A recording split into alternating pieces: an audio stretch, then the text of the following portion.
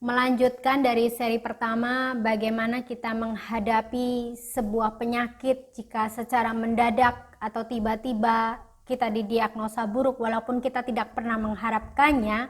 Di video kali ini, di seri yang berikutnya, saya ingin membahas bagaimana kita menghadapi ketakutan. Brian yang secara mendadak divonis usianya tinggal 10 jam, pasti saudara bisa bayangkan ketakutan seperti apa yang dihadapinya. Nah, saya akan bacakan apa yang ditulis oleh Brian dalam perasaannya. Ketakutan membobardir saya dengan pikiran-pikiran yang meledak seperti peluru kendali. Kengerian dalam pikiran saya. Kau akan mati. Doa tidak akan berhasil kali ini. Selama berhari-hari saya melawan ketakutan lebih daripada saya melawan kanker. Ketakutan seperti sebuah tali gantungan yang berusaha mencekik saya, menyiksa saya, dan berbohong kepada saya. Hari ini mungkin Anda sedang sakit dan Anda mengalami hal yang sama. Bagaimana jika saya tidak sembuh? Bagaimana dengan biaya-biaya pengobatan yang dibutuhkan? Bagaimana dengan keluarga saya? Dan banyak hal yang kita takutkan. Atau mungkin hari ini Anda tidak sakit, tetapi Anda mengalami ketakutan. Bagaimana dengan pekerjaan saya? Bagaimana dengan masa depan saya? Bagaimana dengan hubungan saya? Semuanya itu menjadi sebuah ketakutan yang menghantui hidup kita. Nah, di video ini kita akan belajar dari Brian, apa yang dia lakukan untuk menghadapi ketakutannya. Masih dibedah dari buku yang sama yang berjudul 10 Jam Menjelang Kematian. Ditulis oleh Brian Wills, seorang atlet tenis yang masih sangat muda dan bahkan berprestasi. Mendadak sakit, ternyata didiagnosa sebagai limfoma Burkitt, jenis penyakit kanker yang dikenal mematikan dalam sehari. Dan bahkan Brian divonis memiliki waktu hanya 10 jam untuk hidup. Bagaimana Brian menghadapi ketakutannya? Kita akan simak dalam video ini.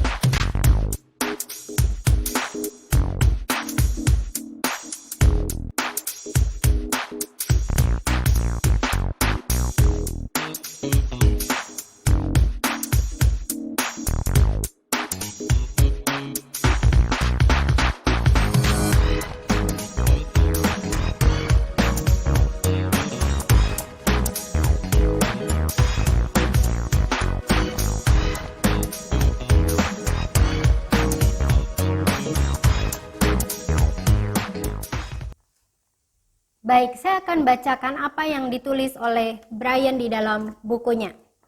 Siapapun yang pernah diberikan sebuah diagnosa buruk telah harus berurusan dengan ketakutan. Musuh akan berusaha melumpuhkan Anda dengan ketakutan. Selama 15 hari pertama dari opname saya tidak memerangi kanker sebanyak saya melawan rasa takut. Untuk melawan sabotase iman Anda oleh musuh yang akhirnya menyabotase kesembuhan Anda pertama-tama harus menghardik ketakutan. Garis bawahi menghardik ketakutan. Ada kalanya ketika Anda harus menggunakan otoritas rohani Anda atas musuh. Anda mungkin perlu memerintahkan setan untuk melepaskan tangannya dari tubuh Anda. Namun, jangan habiskan mayoritas waktu Anda memberikan perhatian kepada iblis.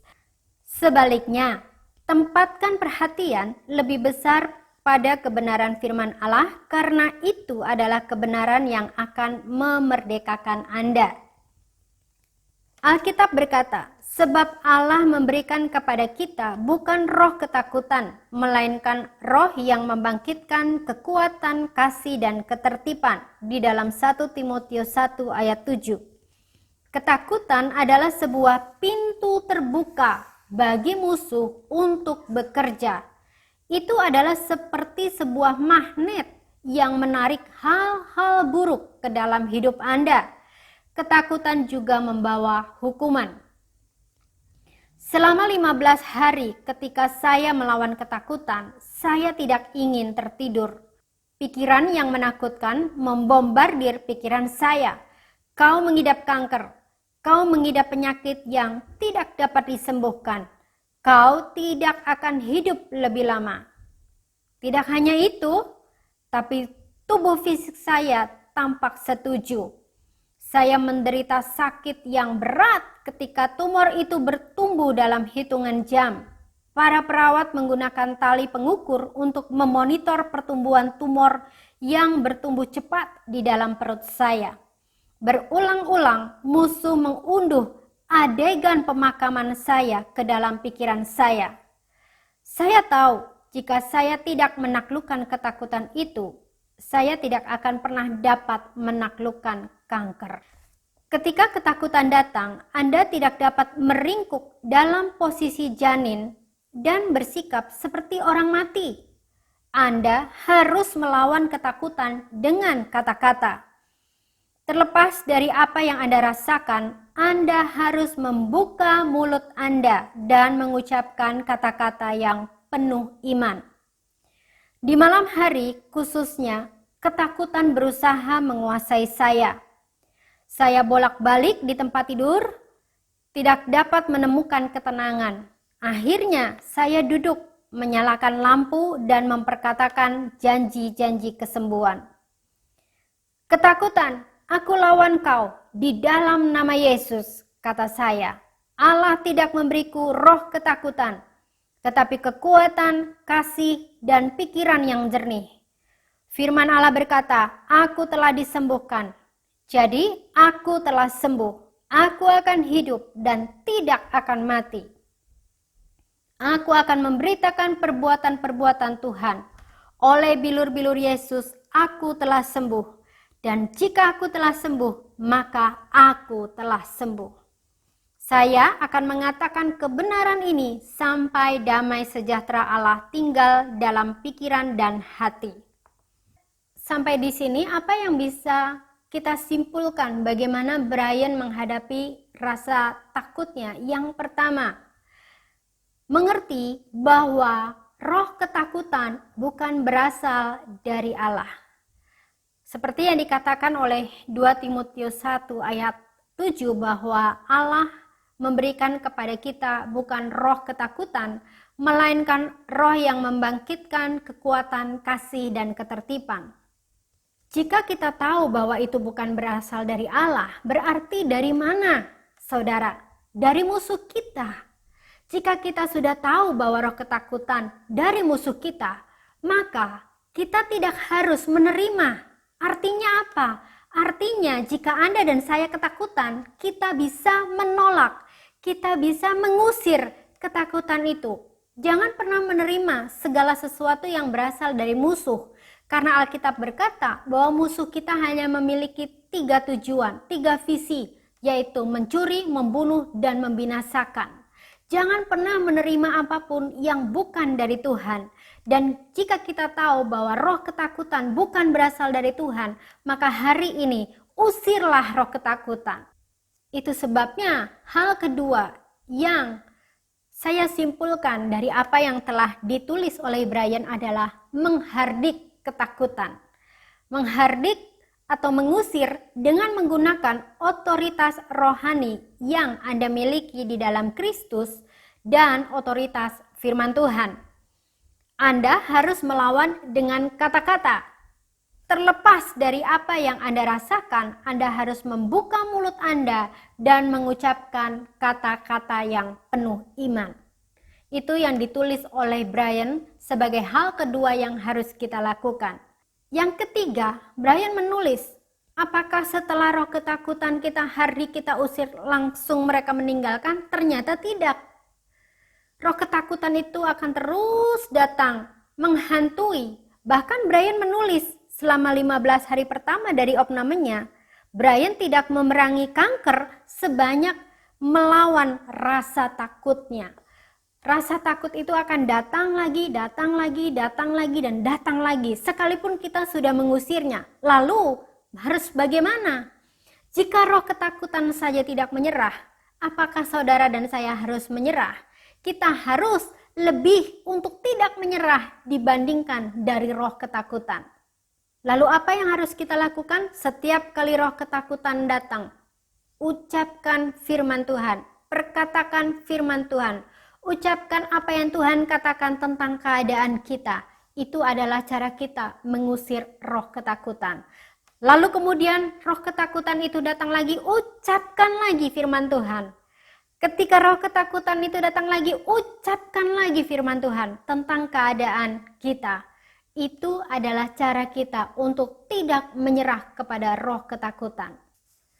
Yang keempat, sampai kapan kita harus melakukannya? Brian menulis, katakan sampai damai sejahtera Allah tinggal di dalam pikiran dan hati Anda. Seperti yang ditulis di dalam kitab Yesaya 26 ayat 3, yang hatinya teguh, kau jagai dengan damai sejahtera, sebab kepadamulah ia percaya. Saudara, hari ini mungkin Anda tidak sakit, dan Anda tidak merasa ketakutan, seperti Brian ketakutan dalam menghadapi penyakitnya. Tetapi Anda merasa ketakutan dalam area lain, mungkin dalam area ekonomi, Anda sedang dihantui oleh ketakutan. Mungkin dalam area hubungan, Anda sedang dihantui oleh ketakutan. Mungkin dalam area masa depan, Anda sedang dihantui ketakutan.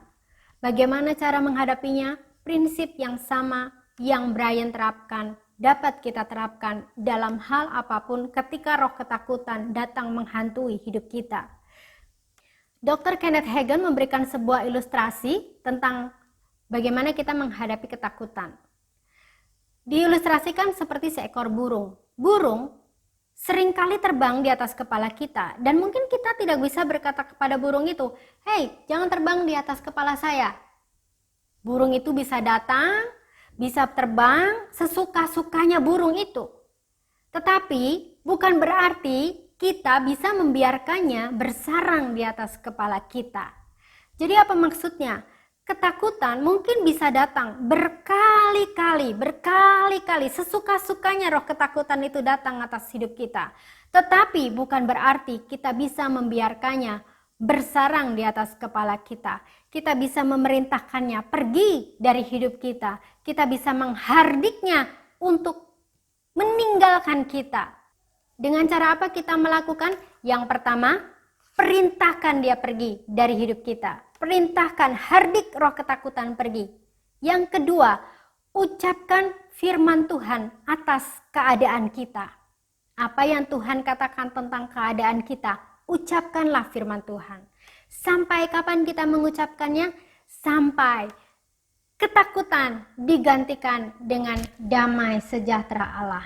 Kalau kita sudah mengucapkan berulang-ulang, namun ketakutan terus menghantui, apa yang harus kita lakukan? Jangan pernah menyerah dengan roh ketakutan.